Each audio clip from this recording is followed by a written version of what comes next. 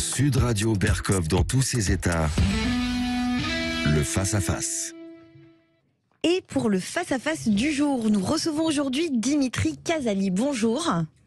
Bonjour. Vous êtes historien, écrivain, essayiste spécialisé dans la vulgarisation historique et vous publiez Histoire de l'armée française de la guerre de 100 ans à nos jours aux éditions Ring. Bienvenue. Bienvenue sur Sud Radio, Dimitri Casali. C'est un livre coécrit avec Nicolas Cadet, Thierry Chauffat et Éric Tessier, le regretté Thierry Chauffat qui est décédé subitement dernièrement. Il y a quelques semaines, c'est ça, voilà. Exactement. Ce livre, vous avez eu beaucoup de mal à trouver un éditeur avant que Ring dise oui.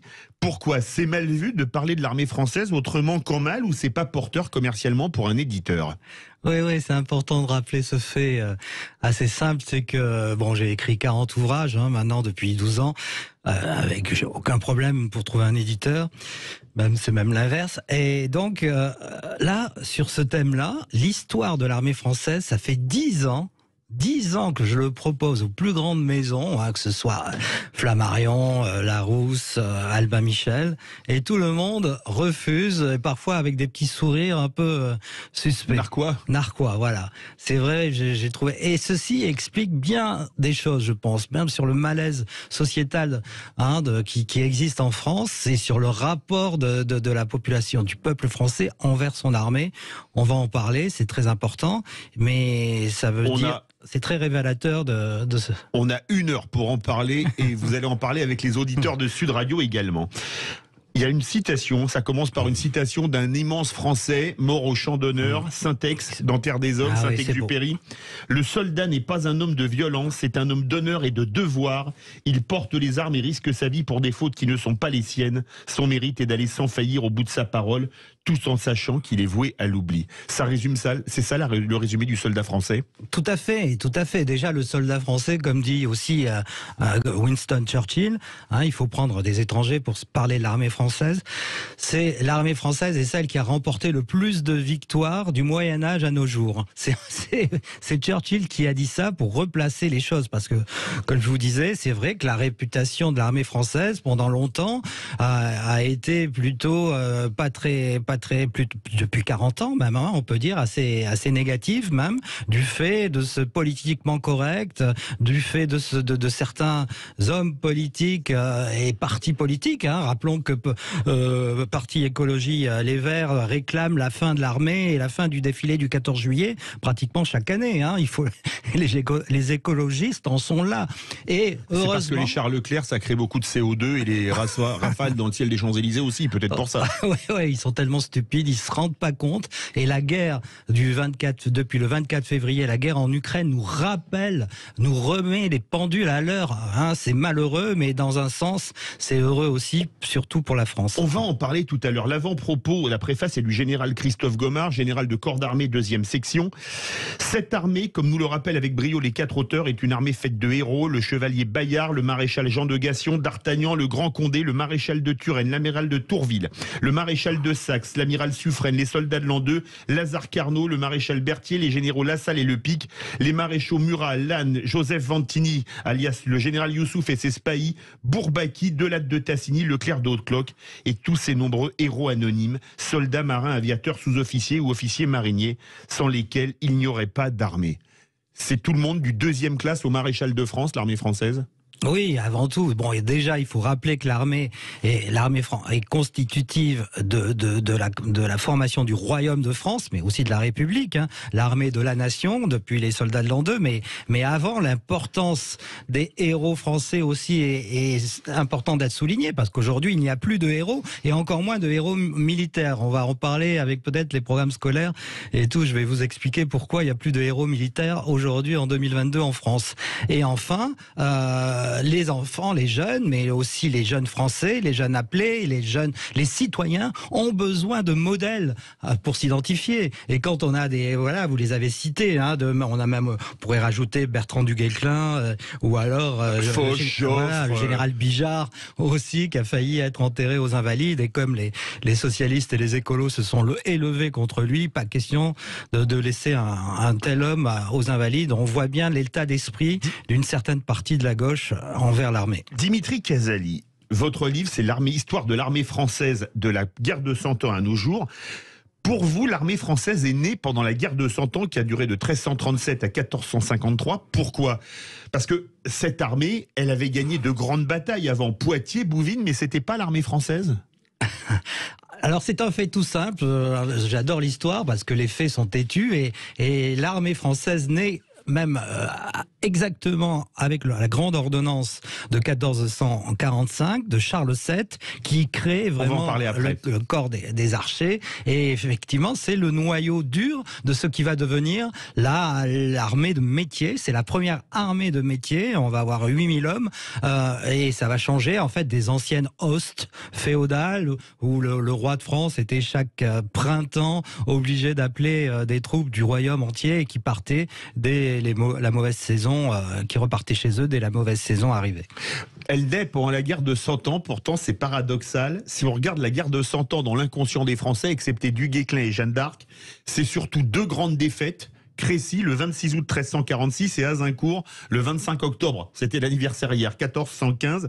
Comment expliquer que ce soit deux défaites qui soient restées dans l'inconscient collectif des Français ? On est un peu masochiste. Oui, tout à fait, parce que justement, et je ferai le parallèle aussi avec les manuels scolaires, qui rappellent uniquement nos défaites et jamais nos victoires. Et là, en l'occurrence, la guerre de 100 ans, effectivement, on a ces terribles défaites, mais on ne parle jamais de la victoire de Cocherel, remportée par Du Guesclin, ou alors de la bataille d'Orléans, remportée par Jeanne d'Arc, 1429.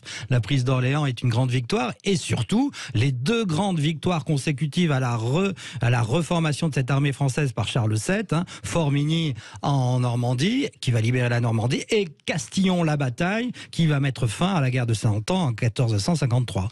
Alors, la guerre de 100 ans, c'est la naissance d'une nouvelle arme dans laquelle les Français excellent. On parle aujourd'hui des canons César, c'est l'artillerie. Eh oui, c'est important de montrer que cette tradition qualitative de l'artillerie française remonte aux frères Bureau, encore une fois. Donc c'est présent sur le champ de bataille de Castillon-la-Bataille en 1453 grâce au canon des frères Bureau. L'armée française va être successivement victorieuse. On va ensuite entretenir cette supériorité technologique, parce que c'est vrai qu'on est en avance. L'armée a toujours exploré les progrès scientifiques et permis des avancées extraordinaires. Et ensuite, on conserve notre avance à la bataille de Marignan, encore une victoire grâce à l'artillerie, et ensuite les fameux canons Gribeauval de Napoléon. Alors justement, Charles VII va lancer une grande réforme militaire en 1445. 8 ans plus tard, vous en avez parlé, on gagne la guerre de 100 ans. Ça a été cette réforme qui a permis la victoire ? Oui, voilà, tout à fait. On était totalement désorganisés. En fait, ce qui est fantastique avec l'histoire de France, c'est que tout est basé sur l'honneur et le panache des chevaliers français qui chargeaient comme des fanatiques à la bataille de Crécy, mais sans trop réfléchir. Et heureusement, là, c'est avec des rois comme Charles VII, dit le victorieux, je le rappelle, son nom, et on va enfin revenir sur terre et utiliser la stratégie comme il se doit. On a parlé de la naissance de l'artillerie, la naissance de l'infanterie, c'est juste après, de Louis XI à Charles IX, l'infanterie, une arme mythique. Eh oui, parce que ça va être la fameuse organisation de la Furia Franchise, comme disent nos ennemis Charles Quint et les impériaux. La Furia Franchise. Voilà, puisqu'on va absolument... C'est merveilleux parce qu'on voit non simplement que l'armée française est en train de se former de tous ces atouts qui vont devenir, il faut expliquer quand même qu'on va finir de Louis XIV à Waterloo 1815 par être la première armée au monde et la première puissance au monde, ça il faut le redire. Et on va en parler sur Sud Radio. C'est grâce à l'armée française. Dans Berkov, dans tous ses états, en votre compagnie, Dimitri Casali, jusqu'à 14h. Absolument, on revient sur ce débat passionnant autour de la Grande Muette, de la guerre de 100 ans à la guerre de l'Ukraine. Et on attend bien sûr vos questions pour notre grand témoin du jour, Dimitri Casali, au 0826 300 300. À tout de suite sur Sud Radio. Sud Radio, Berkov dans tous ses états, 12h30, 14h. Philippe David. Et on a l'immense plaisir d'avoir en notre compagnie Dimitri Casali pour un livre Histoire de l'armée française, publié chez Ring, de la guerre de 100 ans à nos jours. Vous voulez réagir pour échanger avec Dimitri Casali? Vous connaissez le numéro, le 0826 300 300. On va reprendre un petit passage du livre avant de revenir dans le temps. C'est dans la préface, c'est toujours le général Gomard qui le dit. Cette armée qui, au fil des siècles, a permis à la France de faire partie des grandes puissances et de le rester. Est-ce que l'histoire de France, la grandeur de la France, s'est faite grâce à son armée et est-elle encore une grande armée aujourd'hui? Eh oui, c'est ça, c'est l'axiome de base que tous nos derniers présidents de la République ont complètement oublié. C'est l'armée qui crée la puissance de la France. Et malheureusement, aujourd'hui, en 2022, on n'a plus que 116 000 hommes de l'armée de terre. Vous vous rendez compte, Napoléon a envoyé 5 fois l'armée française aujourd'hui à ses frontières dès qu'il était attaqué. Aujourd'hui, on a une armée réduite à l'os. C'est le chef d'état-major qui dit ça. Vous vous rendez compte, on n'a plus que 222 chars Leclerc, alors que l'Algérie en a 1500. L'Algérie a 1500 chars et nous on a 222 chars Leclerc, alors qu'ils sont excellents, bien supérieurs aux chars soviétiques qui équipent l'armée algérienne bien sûr, mais c'est pas ça, ça suffit pas. C'est-à-dire que si on était attaqué aujourd'hui, dans une guerre de haute intensité, on ne pourrait projeter à nos frontières immédiatement que 25 000 hommes. Et je crois qu'on n'a que 2 à 3 jours de munitions. Et on n'a que 15 jours de munitions, exactement. Et en cas de très haute intensité, c'est 2-3 jours et on n'en fabrique même plus en France, notamment pour les cartouches de FAMAS, qui est absolument hallucinant. Donc il faut éveiller la population française et surtout nos politiques pour leur rappeler certaines priorités. Alors, on va continuer dans votre livre qui est passionnant. Le jour de gloire, on va aller à la Renaissance. La Renaissance, c'est Marignan, 13 et 14 septembre 1515. Pourquoi cette bataille est-elle aussi mythique ?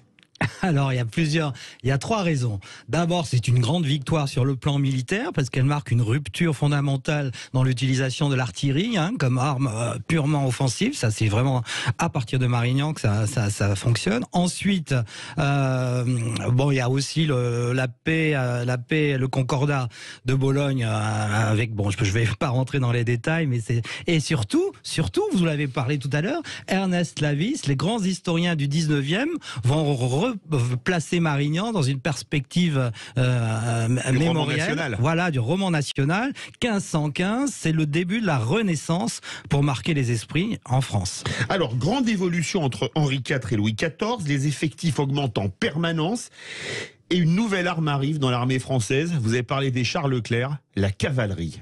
Ah, la cavalerie, oui, ça va être justement avec... À l'époque, qui n'avait pas de char, évidemment. les grands cavaliers qui s'inscrivent dans cette mythique des chevaliers français. Et les grands, regardez, Turenne, Vauban, le Grand Condé, c'est des noms qui font rêver encore aujourd'hui. Mais qui connaît le Grand Condé, Turenne, Vauban, le maréchal, les maréchaux, Lannes, Murat, Ney s'inscrivent justement dans cette lignée de fous furieux qui chargeaient toujours au premier rang de leur armée. C'est extraordinaire, c'était vraiment pas des généraux planqués à l'arrière. Une autre naissance grâce à Richelieu, la Royale, notre marine de guerre. Alors ça, c'est fondamental parce que c'est l'époque où la Royale, la flotte de Louis XIV, va régner sur toutes les mers, où le roi Soleil va obtenir le salut au pavillon royal, c'est-à-dire dès qu'un navire du Siam ou un navire même espagnol croisait un navire français du roi Soleil, il devait abaisser le pavillon. Extraordinaire. On l'a oublié tout ça. C'est sous Louis XIV que la France devient la première puissance du monde, grâce uniquement à ses armées ou à ses conquérants, ses découvreurs? Alors, justement... L'armée provoque des progrès scientifiques extraordinaires. Je parle du vaisseau 74 canons, qui est vraiment le Rafale de l'époque. C'est-à-dire une avancée technologique considérable sur les autres nations. Et bien sûr, les artisans vont avec, le savoir-faire français qui va attirer aussi, qui va développer le savoir-vivre, l'art de vivre à la française, le luxe que Colbert va si bien développer. C'est vraiment l'apogée, le début de l'apogée de la France, et nous allons vraiment rester la première puissance mondiale jusqu'à Waterloo. Alors justement, un chapitre est intitulé « La guerre en dentelle du XVIIIe siècle ». C'est le premier empire colonial américain, avec une guerre perdue au Canada et une guerre gagnée, mais sans grand résultat, la guerre d'indépendance des États-Unis. Oui, 2 choses. La guerre d'indépendance des Américains montre bien l'ingratitude des Américains aujourd'hui, qui ne parlent jamais. Si les les États-Unis sont indépendants, c'est grâce aux Français. C'est grâce à Louis XVI qui a envoyé pratiquement 11 000 hommes aux États-Unis. On a ruiné le royaume et ça a provoqué la révolution de 1789. Et enfin, on a perdu 1/5 des États-Unis qui appartenaient à la France et ils effacent tous les traces. Enfin, ils en parlent jamais, ils entretiennent pas du tout le souvenir français et de la Nouvelle-Orléans jusqu'à Détroit. Détroit, c'est une ville française. Chicago a été créé par les Français. Et toute là jusqu'aux montagnes rocheuses, c'était français tout ça. Et au moment, vous avez parlé de Louis XVI, au moment de la Révolution, c'est la République qui crée la conscription. Oui, alors ça c'est la création de l'armée de la nation, proprement dite, et c'est vrai qu'elle est toutes les classes sociales se retrouvent et vont de l'armée française, c'est la méritocratie avant l'arrivée de Napoléon, qui a créé la véritable méritocratie. Mais là, c'est-à-dire que des simples, on parlait tout à l'heure du maréchal Lannes ou du maréchal Murat, fils d'aubergiste, Masséna, fils d'épicier fruitier, vont devenir roi de Naples, maréchal de France. Et c'est extraordinaire. L'armée, et surtout, va s'ouvrir à l'immigration très rapidement. Dès 1840, on va avoir des immigrés dans l'armée française. Et loin de cette armée américaine complètement raciste.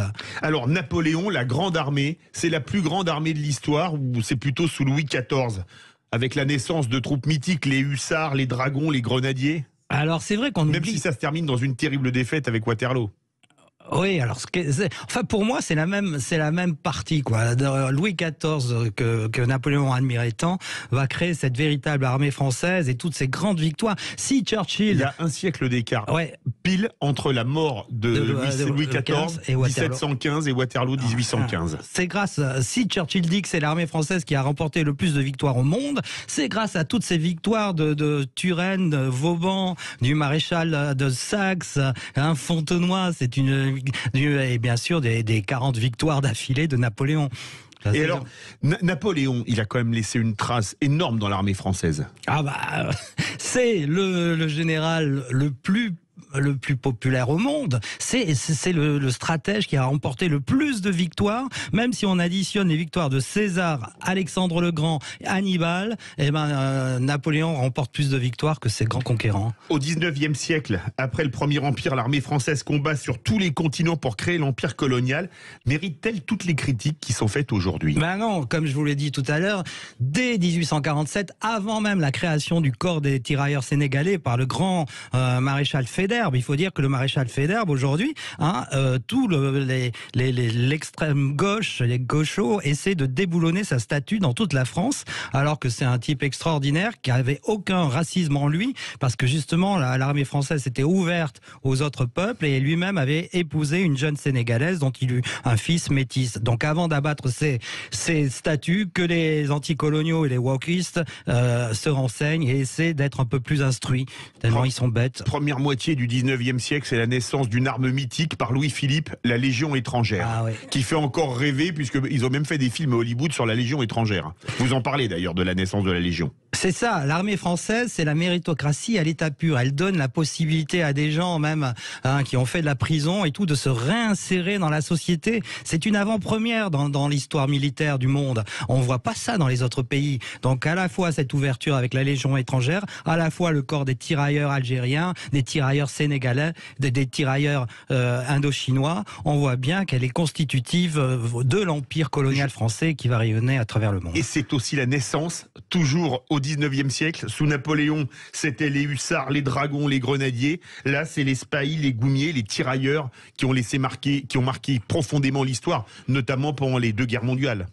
Et oui, ça encore, il faut le dire, on croit que tous ces peuples voulaient absolument l'indépendance par-dessus tout, être indépendants. Non, il y avait toujours une forte partie de toutes ces populations, que ce soit au Sénégal ou en Algérie, qui voulaient rester français. Et ça, on le dit jamais, parce que souvent, leur père, leur grand-père, leur arrière-grand-père avaient servi dans l'armée française et ils étaient si fiers d'avoir servi cet universalisme, la cause des droits de l'homme. C'est pas le pays raciste que le décrivent tous les jours Christiane Taubira ou Rokhaya Diallo. Les vraies voix, pardon, pas les vraies voix, j'ai gardé mon réflexe. Berkoff dans tous ses états sur Sud Radio. Parlons vrai, excusez-moi. Histoire de l'armée française de Dimitri Casali, livre coécrit avec Nicolas Cadet, Thierry Chauffat et Éric Tessier. vous êtes militaire, ancien militaire, vous aimez l'armée française, vous aimez l'histoire, vous connaissez le numéro, le 0826 300 300. On se retrouve dans quelques instants pour continuer avec ce livre passionnant. Sud Radio, Berkov dans tous ses états, 12h30, 14h, Philippe David. Et nous avons le plaisir d'avoir avec nous Dimitri Casali pour Histoire de l'armée française de la guerre de 100 ans à nos jours. Un livre coécrit avec Nicolas Cadet, Thierry Chauffat et Éric Tessier. On va sauter un peu plus loin dans le 19e siècle, le Second Empire. Il se termine par deux très lourdes défaites, le Mexique de 1861 à 1867 et la guerre de 70. Comment expliquer la débâcle de 70 avec toutes les conséquences qu'elle va avoir ? D'abord, le haut commandement français était complètement inepte.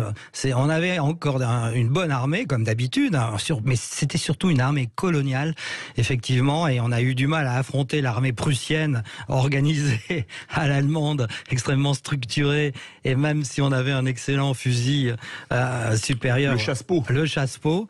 Mais cela ne suffisait pas, il fallait à la fois... et puis surtout... on était moitié moins nombreux que l'armée prussienne. Il faut le dire, ça, c'était absolument incroyable, cette infériorité numérique. Mais c'est avant tout aussi des fautes stratégiques qu'on peut difficilement imputer à Napoléon III, parce que à cette époque-là, il souffre de la maladie de la pierre. Il a une pierre comme mon poignet dans la vessie, et il a vraiment plus toute sa tête, on peut le dire, malheureusement. Et ce sont ses conseillers, et plus la pression des républicains, qui veulent absolument la guerre, comme Gambetta, parce qu'ils savent que ce sera la fin de l'Empire. Après 1870-71, c'est l'armée de la revanche, comme on perd au traité de Francfort le 10 mai 71 l'Alsace-Moselle. Une revanche qui sera prise grâce à la victoire de 14-18 au prix d'1 700 000 morts, dont près d'1 400 000 militaires. Ça, c'est important de dire. On a fêté le centenaire de la Première Guerre mondiale. Personne, ou pratiquement personne, n'ont rappelé ces mots absolument magiques de Maurice Genevoix, qui rappellent avant tout les poilus, les soldats, nos grands-pères, nos arrière-grands-pères ont tenu. Nous avons tenu parce qu'ils aimaient leur pays. C'est ça que j'aurais aimé entendre dans la bouche du président. Mais on ne voulait pas déplaire à l'Allemagne. Voilà. Mais on ne voulait pas déplaire à l'Allemagne, probablement. Voilà, ils ont tenu. Ils ont, à 1 contre 10, souvent en infériorité numérique, ils ont tenu pendant 4 ans. Il y a eu 1 700 000 morts, vous vous rendez compte? C'était le plus grand sacrifice, parce qu'effectivement, nos ancêtres aimaient leur patrie. Une fois de plus, les Français sont à la pointe de la technologie pour leur armée, avec les premiers avions, notamment les SPAD, et les premiers chars, le Renault FT-17 et le Saint-Chamond. Oui, c'est une époque. C'est encore des inventions en grande partie françaises, voire françaises. Chaque guerre, ce qui est intéressant dans cet ouvrage, qui est vraiment une somme, vous voyez, vous l'avez montré, 650 pages, il est énorme, on montre qu'il y a des ruptures technologiques, c'est-à-dire des avancées scientifiques grâce aux guerres, et malheureusement, c'est vrai que peut-être que cette fois-ci, aussi avec la guerre en Ukraine, ça va provoquer des nouvelles découvertes qui vont faire avancer le progrès, parce que chaque guerre est consécutive d'un progrès. Regardez l'aviation dont vous venez de parler, et d'ailleurs avec les as qu'étaient Roger Fonck, René Fonck. C'était absolument extraordinaire, ces chevaliers des temps modernes, et ce courage qu'avaient nos soldats. Il faut recréer ce lien qui existait entre l'armée et le peuple français pour redonner du courage à nos jeunes pour l'avenir. Dimitri Casali, une victoire pour rien, 14-18, puisque la guerre redémarre en 1939. Le 14 juillet 39, l'armée française défile sur les Champs-Élysées. On dit que c'est l'armée la plus puissante du monde. 1 an plus tard, c'est la Wehrmacht qui défile sur les Champs-Élysées. Comment expliquer cette défaite ? Alain Decaux, votre collègue, disait que c'était la plus grande défaite de notre histoire. On s'en est jamais remis. Et on s'en remet toujours pas. Justement, le problème du malaise du peuple français envers son armée date justement de cette époque, plus des guerres de décolonisation d'Indochine et d'Algérie.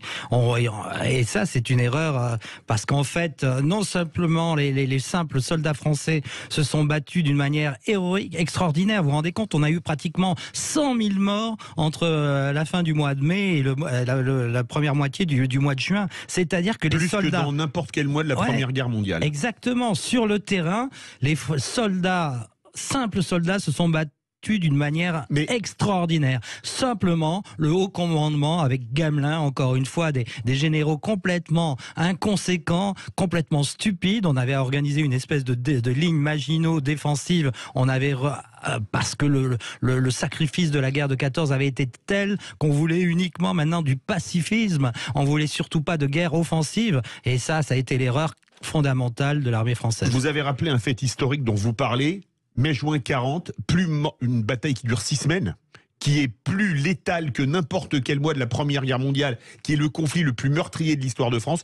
Comment expliquer que certains osent dire que les Français ont capitulé sans se battre, ou quand on voit le film Dunkerque, où on a sacrifié 10 000 soldats pour permettre aux Anglais d'embarquer vers l'Angleterre, il n'y a pratiquement pas un mot sur le sacrifice de 10 000 soldats français pour protéger la poche de Dunkerque et le départ des Anglais vers le Royaume-Uni. Je te remercie, David, de souligner ce fait dont on parle dans cet ouvrage, parce qu'effectivement, ça montre bien... Déjà, premièrement, la puissance du soft power anglo-saxon. Tous ces films américains ou britanniques, en l'occurrence, oublient toujours de parler de l'armée française. Alors, je vous coupe, ils ont fait un jeu, je crois que c'est Call of Duty sur la Première Guerre mondiale, où l'armée française n'est achetable qu'en option, mais les Américains sont là dès le début, alors qu'ils sont rentrés en guerre en 1917. Voilà. Je dis ça, là, ça s'appelle en histoire, bon, je dirais comme disent les Québécois, c'est comment on appelle une personne cultivée aux États-Unis, un touriste. Exactement. Et donc, c'est ça le problème, c'est regardez, ils nous bassinent avec leurs films de guerre, leurs séries télévisées, il faut que vous sachiez donc qu'en Angleterre ils sortent des bouquins sur l'armée britannique comme des petits pains. King Dorsley, la plus grande maison d'édition, a aucun mal à publier des livres sur l'armée, contrairement justement à l'anecdote que je vous racontais au début de l'émission. Et enfin, c'est pour ça qu'ils arrivent à éradiquer de l'esprit le fait que, par exemple, à Dunkerque, si les Français n'avaient pas été là, les Britanniques n'auraient pas pu rembarquer, c'est vrai. La deuxième DB délivre Paris, ça on le sait encore à peu près en France, c'est la première armée de Delattre qui prend Stuttgart. Est-ce que l'armée française a joué un rôle dans la libération de la France, outre le débarquement de Provence notamment? Alors c'est une question un peu délicate. En fait, ce sont, je pèse mes mots, l'armée d'Afrique qui va libérer la France. C'est-à-dire... Il y avait 175 000 pieds noirs d'Algérie, de Tunis et du Maroc, et 225 000 tirailleurs marocains, goumiers marocains, tirailleurs algériens, etc. Donc en fait, c'est l'armée des colonies plus des Français d'Algérie qui va libérer la France. L'armée gaulliste ne comptait que 10 000 hommes à l'époque. Vous vous rendez compte? Il faut rappeler ça. C'est vrai que ça fait mal. Ça fait mal, c'est douloureux, mais c'est la vérité, c'est-à-dire que la plupart des Français n'étaient pas collabos comme nos manuels scolaires le rappellent, ils étaient attentistes. Justement, la France, elle est dans les vainqueurs puisqu'elle occupe une partie de l'Allemagne, mais elle est ni à Yalta ni à Potsdam, gagnante ou perdante? Là, c'est le général de Gaulle qui va jouer d'une manière magistrale, puisqu'il va réussir justement en donnant des gages surtout à Staline. En fait, puisque vous saviez que Roosevelt ne pouvait pas supporter le général de Gaulle. Il considéré comme un dictateur en puissance. Et les Français en général, encore une fois, ces Américains n'aimaient pas la France. Ils disaient que c'était une nation colonialiste. Quand on voit ce qu'ils ont fait avec la ségrégation raciale et tout, et l'apartheid. Et aux Indiens. Voilà. Et donc, effectivement, de Gaulle va jouer la carte communiste et bien la jouer, puisque ça va nous permettre d'avoir un siège au Conseil de sécurité des Nations Unies. Puis c'est l'Indochine, une guerre perdue d'avance, avec notamment des batailles mythiques comme la RC4, octobre 1950, ou Dien Bien Phu, de novembre au 7 mai 54. C'est un peu la guerre oubliée et qui est pourtant, où l'armée française a été magistrale, encore une fois. C'est vrai qu'on a le sens du panache, le sens de l'héroïsme, mais il faut dire dans quelles conditions on se battait, dans des conditions vraiment terribles, pas d'équipement, les Américains qui nous donnaient, qui nous renflouaient tant bien que mal pour Dien Bien Phu, ils auraient pu intervenir, ils sont sont pas du tout intervenus, hein, alors que ils étaient en pleine guerre de Corée aussi. Voilà, avec quelques années après, ils vont jusqu'en 53. Et donc effectivement, c'est une guerre aussi idéologique. Il faut jamais oublier la guerre froide et les communistes et le Parti communiste français en particulier. Et dans les usines, il faut que vous sachiez que les parachutes de nos hommes étaient sabotés, les grenades pétaient dans la figure de nos soldats au moment où ils découpillaient leurs grenades à Dien Bien Phu. Vous vous rendez compte? Ils se battaient à la fois contre le Viet Cong, mais à la fois contre les Français communistes. On n'a pas beaucoup parlé, pratiquement jamais, dans les livres d'histoire, du sort subi par les prisonniers de guerre français en Indochine, avec des taux de mortalité qui étaient parfois supérieurs à ceux des camps de concentration nazis. Pourquoi est-ce qu'on n'en parle pas alors qu'on est si prompt à battre notre coulpe pour d'autres conflits? Parce que la France est le dernier pays stalinien d'Europe, j'allais dire du monde, non, d'Europe, et effectivement le poids du marxisme et du Parti communiste est encore très très important, et c'est un grand malheur de savoir que Dien Bien Phu, vous vous rendez compte, sur les 13 000 hommes qui vont se rendre et qui vont être internés en camp de concentration, j'ose bien le dire, c'est des camps plutôt d'extermination, 9 500 vont mourir de mauvais traitements, et parmi ces camps, il y avait des Français, l'infâme Boudarel, qui a été le camp 113, qui a été ensuite nommé par Mitterrand professeur d'université. Ils sont souvent encore là autour de nous, enfin maintenant à la retraite. Vous vous rendez compte, alors qu'ils devraient être déchus de la nationalité française. La guerre d'Indochine, un traumatisme pour notre armée où il n'y a que des engagés. Ensuite, c'est la guerre d'Algérie, où là, on envoie des appelés. C'est Guy Mollet, en 1956, qui envoie le contingent. La guerre d'Algérie, une guerre militairement gagnée, mais politiquement perdue. Ça, il faut le redire tous les jours. Les Français, l'armée française, je veux dire, a gagné, a remporté la guerre d'Algérie. Dès 1958, Elle avait commencé le 1er novembre 54. Voilà, l'armée algérienne était écrasée du FLN, je veux dire, était complètement éradiquée, et malheureusement, De Gaulle voulait solder l'Algérie française par tous les moyens. C'est-à-dire que les négociations d'Évian ont commencé alors qu'on était vainqueurs et surtout, on a des sondages extrêmement précis de 60% de la population algérienne qui voulait rester française en 54. En 58, après cette victoire, on avait encore pratiquement 40% des Algériens qui voulaient rester français. Et ça, vous l'entendrez jamais, surtout pas sur France Télévisions ou France Info. Cette guerre, c'est aussi une énorme blessure pour l'armée, le putsch d'Alger. Certains militaires qui s'engagent dans l'OS, qui finissent au peloton d'exécution pour certains. Est-ce que cette plaie, elle est cicatrisé? Non, bien sûr que non. Il faut regarder les magnifiques films de Schoendorfer, bien sûr, qui expliquent ça, l'honneur d'un capitaine sur ce putsch d'Alger. Tous ces soldats qui avaient déjà abandonné leurs hommes en Indochine ne voulaient surtout plus abandonner leur harki. Donc je vous dis, 40% voulaient rester français, enfin de toute la population algérienne, je vous parle, c'est énorme. Ça veut dire, c'est pratiquement 2 millions sur 9 millions. Et donc, les Français, ces officiers ne voulaient pas les trahir, et c'est pour ça qu'ils ont fait ce putsch, et c'est un grand malheur. On a géré ça, c'est vrai que le général de Gaulle, pour qui j'ai immensément d'admiration pour la Seconde Guerre mondiale, a géré ça vraiment comme un bleu. 13h43, passionnant livre de Dimitri Casali, Histoire de l'armée française, publié chez Ring, de la guerre de 100 ans à nos jours. Exactement, et on revient tout de suite pour continuer d'en parler avec nos auditeurs. À tout de suite. Les Français parlent au français. Je n'aime pas la blanquette de veau. Je n'aime pas la blanquette de veau. Sud Radio Berkov dans tous ses états. Et pour les auditeurs, on reçoit aujourd'hui Jean-Paul de Draguignan. Pardon, bonjour Jean-Paul. Bonjour Jean-Paul. Bonjour à toutes et à tous. J'ai pas une question, mais il y a quelque chose qui me dérange depuis quelques années concernant notre armée. C'est le mépris, je trouve, parce que pour moi ça devient du mépris, qu'ont nos dirigeants envers notre armée. Voilà. Je trouve que ces hommes que l'on envoie au combat qui sont envoyés au combat par certains qui n'ont même pas fait leur service militaire, qui les laissent être parfois traités par des journalistes qui les ont quelquefois même insultés, qui ont cherché à créer des affaires dégueulasses, qui ont... je sais pas, je trouve ça assez lamentable depuis quelques années ce qui s'est passé. Il y a des familles qui ont perdu des enfants, des fils, des maris, des pères durant ces dernières années au Mali, et comment dirais-je, pour une cause finalement qui n'a abouti à rien. Ces hommes ont été obligés de partir parce que nos gouvernements n'ont pas été à la hauteur. Et franchement, j'ai de la peine pour eux.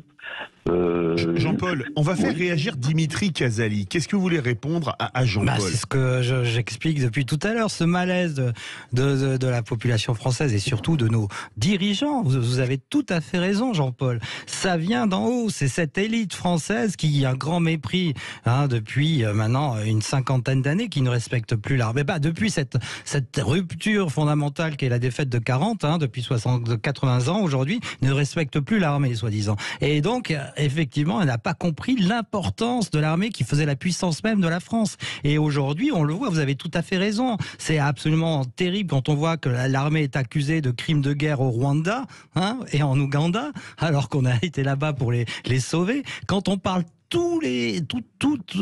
chaque mois de la torture en Algérie, et que le président de la République accuse la France d'être coupable de crimes contre l'humanité, vous vous rendez compte, ça vient du président. Et ces mots, ces accusations soutenues par ces mensonges entretenus par les personnalités de premier plan, sont en train de faire craindre un véritable divorce entre les citoyens français et leur armée. Et c'est l'occasion, excusez-moi, cher Jean-Paul, c'est l'occasion pour nous de vous offrir, à l'occasion du changement d'heure, la montre Ice Watch. C'est la montre du moment, c'est l'Ice Solar Power à énergie solaire. J'espère qu'elle fera votre bonheur et surtout qu'elle vous aidera à passer le cap des journées plus courtes. Je vous en remercie, c'est très agréable. Merci à vous de votre fidélité.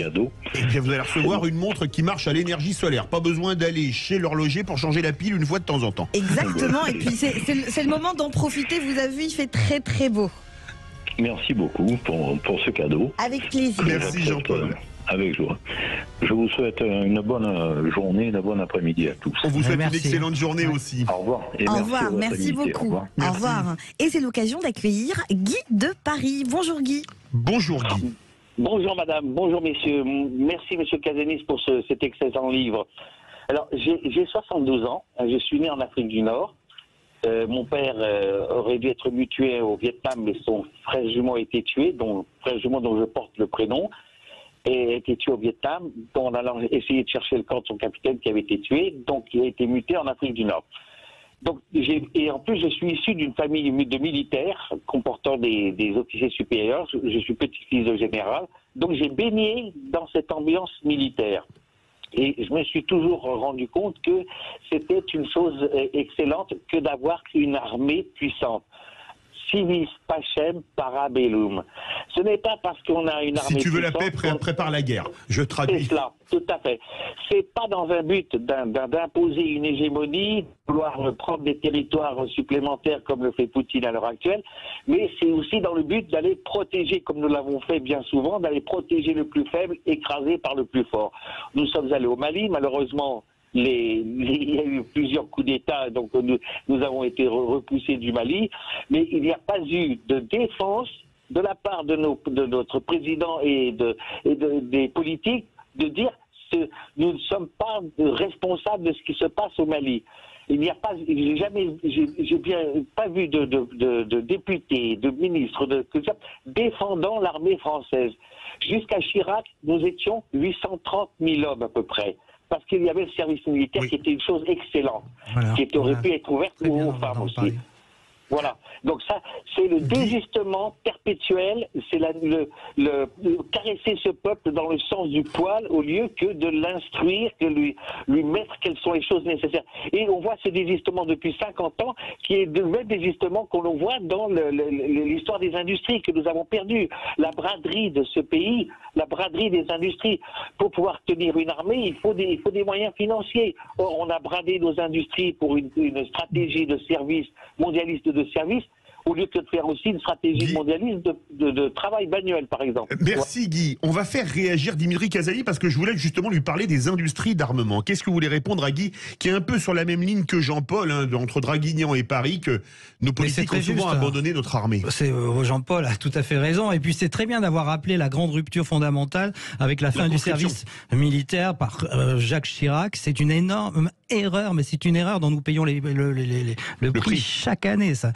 Donc l'armement français, l'industrie de l'armement française, vous vous rendez compte, on était pratiquement les 2e et 3e rangs. On a été 3e exportateur mondiaux pendant des décennies. Pendant des décennies. Aujourd'hui, on se retrouve maintenant au 7e rang et même plus. Regardez l'Allemagne qui achète ses F-35 aux Américains alors qu'on devrait créer l'Europe de la défense. Donc effectivement, vous voyez bien que le secteur industriel et militaire est en voie de paupérisation parce qu'effectivement c'est mal. Regardez le problème des drones. On n'a pas de drones en France. Vous vous rendez compte, de drones d'attaque, je parle. Hein. Regardez, ce sont les Iraniens et les Turcs qui ont leur fameux TB2 Bayraktar là, qui causent des dégâts considérables. Vous savez pourquoi? Parce qu'il y avait effectivement le principe de précaution dans la Constitution. Il fallait non, les drones c'est mal de tuer à distance. Donc il y avait tout un tas de sénateurs et de députés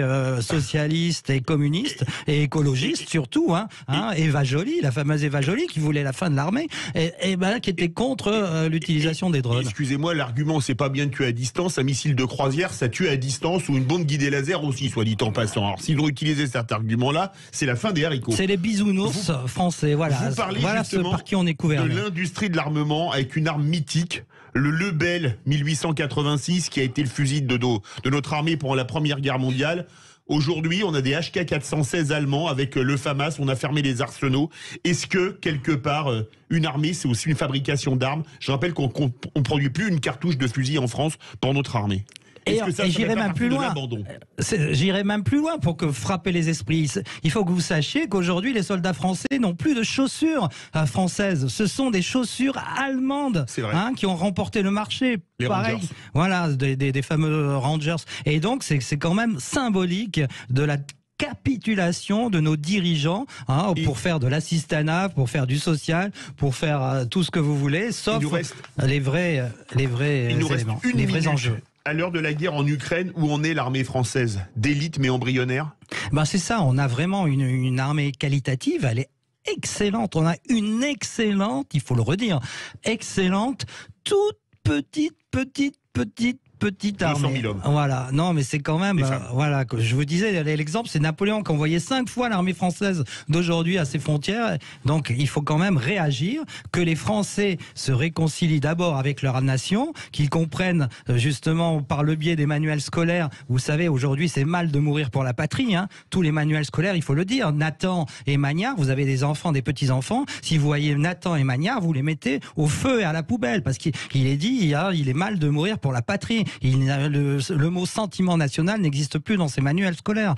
Donc, vous comprenez l'état d'esprit de nos jeunes aujourd'hui. Il n'y a aucun jeune qui serait prêt à mourir pour la France aujourd'hui en 2022. C'est scandaleux. Et ça, c'est à cause de nos ministres, nos chefs d'État, notre ministre de l'Éducation nationale, Pape Diaye, et tout. Il faut que les Français réagissent. Merci beaucoup Dimitri Casali. Histoire de l'armée française, publiée chez Ring, 620 pages, mais à lire absolument. Merci beaucoup Dimitri Casali d'avoir accepté notre invitation. Je rappelle que vous êtes historien, écrivain et essayiste spécialisé dans la vulgarisation historique. Berkoff dans tous ses états, ou Philippe David aussi dans tous ses états. C'est fini pour aujourd'hui. On revient demain entre 12h30 et 14h. L'occasion de recevoir Julien Bobroff, physicien et professeur à l'université Paris-Saclay. Il publie Bienvenue dans la nouvelle révolution quantique chez Flammarion. Et avec lui, on va essayer de comprendre cette annonce qui avait été faite par le président de la République en 2021. cette annonce d'un plan quantique à 1,8 milliard d'euros. Un signe d'une rupture majeure technologique. À demain et tout de suite, c'est Brigitte Lahaie.